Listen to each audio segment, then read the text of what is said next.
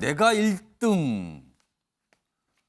1등이라고 주장들을 하고 있는 거죠. 근데 1등은 주장하는 게 아니라 다른 분들이 주로 선택해 주는 거 아닌가요? 근데 아무튼 이런 얘기를 자꾸 한답니다, 지금요. 기사로 보겠습니다. 유승민, TK 지지율은 내가 1위. 나경원, 여당 지지층 보면 내가 1등. 아, 여기서 서로 1등이라는 거군요. 국민의힘 당권 경쟁, 불이 붙었다. 이렇게 돼 있습니다. 여기 보면 유승민, 나경원 여론조사 내세워서 1등을 주장하고 있고요. 김기현, 안철수 간 신경전도 벌어지고 있고 뭐 등등등 이렇게 돼 있습니다. 다음 기사 하나 더 있습니다. 보시죠. 김기현, 안철수 향해 당권 도전 땐 대선 불출마해야 한다. 아, 이거 딱 여길 겨냥을 하는군요. 여기는 대선 주자급으로 항상 꼽히신 분인데 당대표 하시면 대선 안 나가시든가 대선 나가실 거면 당대표를 하지 마시든가 그래야 되는 거 아닙니까? 선택하세요. 답변하기 쉽지 않은데요. 요거 이렇게 나옵니다. 그래서 굉장히 이제 서로 1등이라고 주장하고 한쪽에서는 상대방의 답하기 어려운 질문을 던지고 있는 거죠. 서로들. 그러니까 치열하다는 겁니다. 지금. 뭐 아까 앞선 기사 내용이 그대로 또 있습니다. 서로 1등이다. 여기까지 있습니다. 자, 그런데요. 일단 뭐 경쟁 사실은 공식적은 아니고요. 물밑에서 치열하게 전개되고 있는 거죠.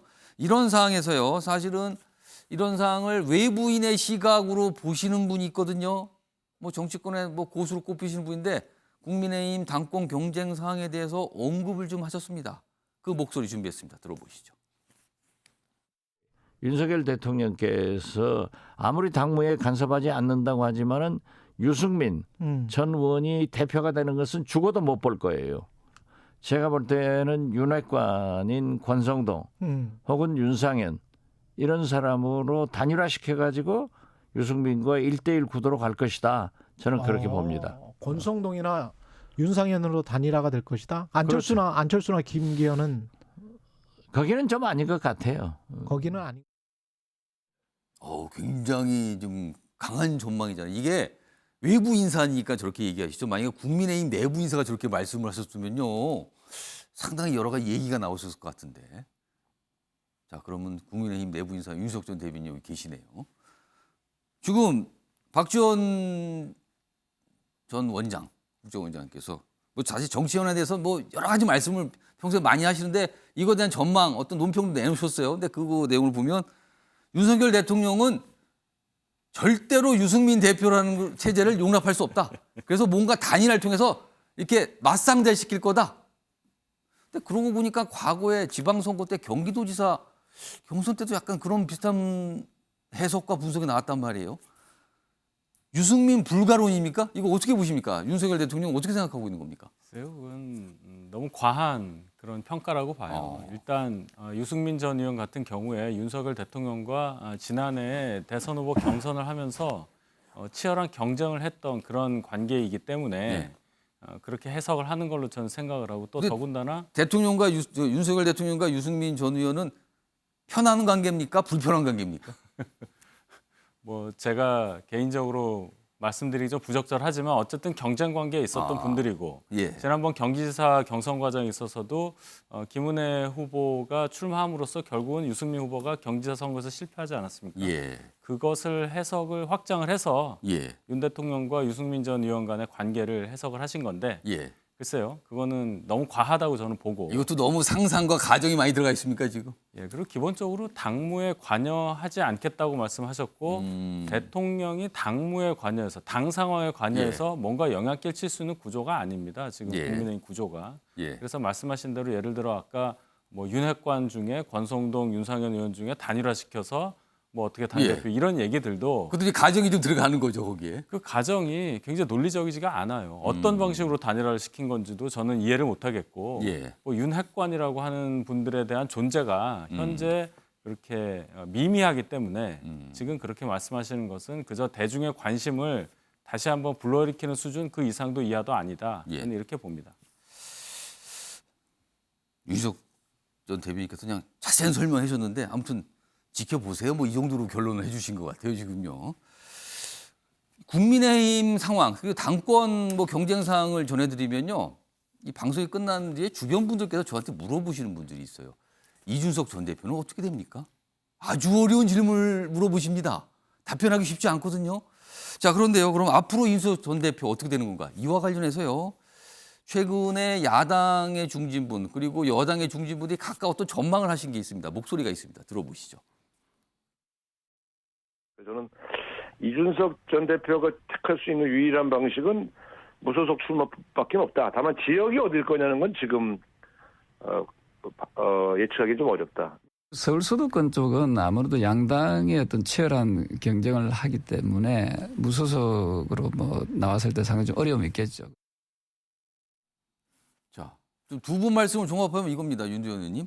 무소속으로 총선 때 출마할 것 같다. 그 당을 나간다는 뜻이 되잖아요. 예. 그런데 최소한 서울 수도권은 아니다. 일각에서는 혹시 TK 지역 아닌가? 특히 대구 아닌가? 이런 전망까지 있거든요. 자, 두 가지입니다. 무소속 출마를 할 것으로 전망이 되는 건지, 그렇다면 지역은 어딘지. 이거에 사실은 저에게 이준석 전 대표의 미래를 물어보신 분도 사실 이걸 물어보고 싶으신 것 같아요. 이거 어떻게 전망하십니까? 그 정치는 예, 우리가 이제 통상 하는 이야기로 정치는 살아있는 생물이다. 예, 저 검찰에서는 그러죠. 수사는 살아있는 생물이다. 그래서 무엇든 변수가 튀어나와서 어떻게 진행될지 모른다. 예, 그래서 이걸로 이제 일단 우리 이준석 전 대표의 그 2024년 예, 행보를 총괄적으로 말씀드리고요. 예, 아마 그 이준석 대표는 어떠한 정치적 결정을 하더라도 명분과 실리가 같이 가는 쪽으로 선택을 해야 하고 또 그렇게 할 겁니다. 그러면 그래서 그 명분과 실리를 선택하는 쪽은 어떤 내용을 말씀하시는 거예요? 그러면은 이제 지금 자기가 있는 그 서울 지역 예. 노원구에 계속 하겠다라고 말을 한 부분이 있잖아요. 그 약속을 지켜야 하는 부분이 있을 거고. 그리고 이제 그 우상호 의원 육성이었는데 예, 이제 그분 말씀대로 여야가 팽팽한 속에서 무소속이 들어가서 이 공간이 있을 것인가? 예, 1대1 구도가 더 낫지 않을까? 예, 이제 이런 고민이 또 있겠죠.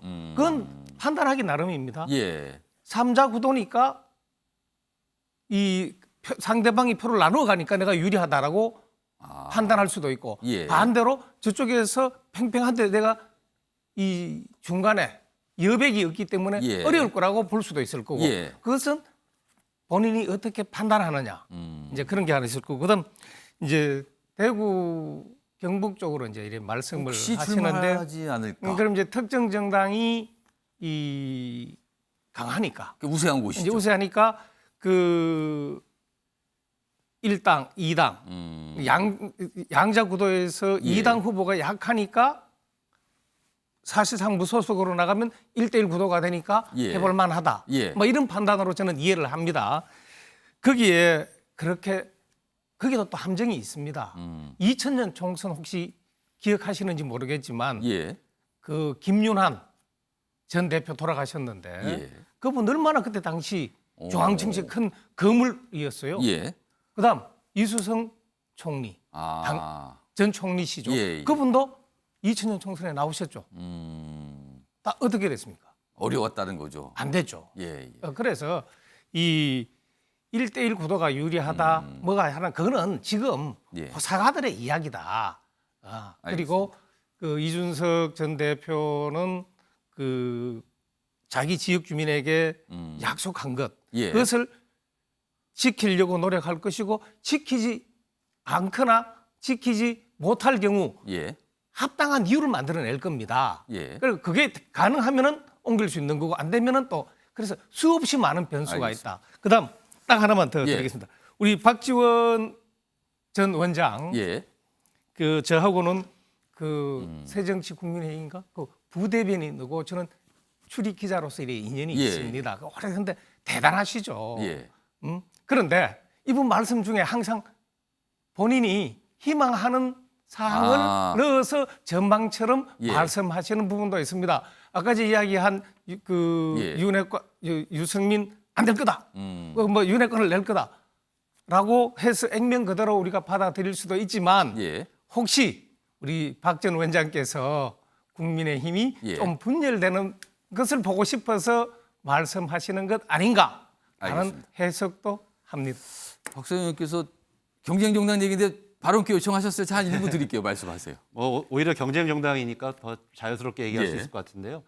그 굉장히 오래전에 올해 봄부터 얘기가 있었습니다. 윤석열 이제 대통령이 당선되고 나서 절대로 볼 수 없는 두 사람 유승민 전 의원 그리고 이준석 대표 얘기했거든요. 그래서 유승민 전 의원은 지방선거 때 정말 자기의 가장 복심이라고 하는 김은혜 전 대변인을 출격시켜서 탈락시켰고요.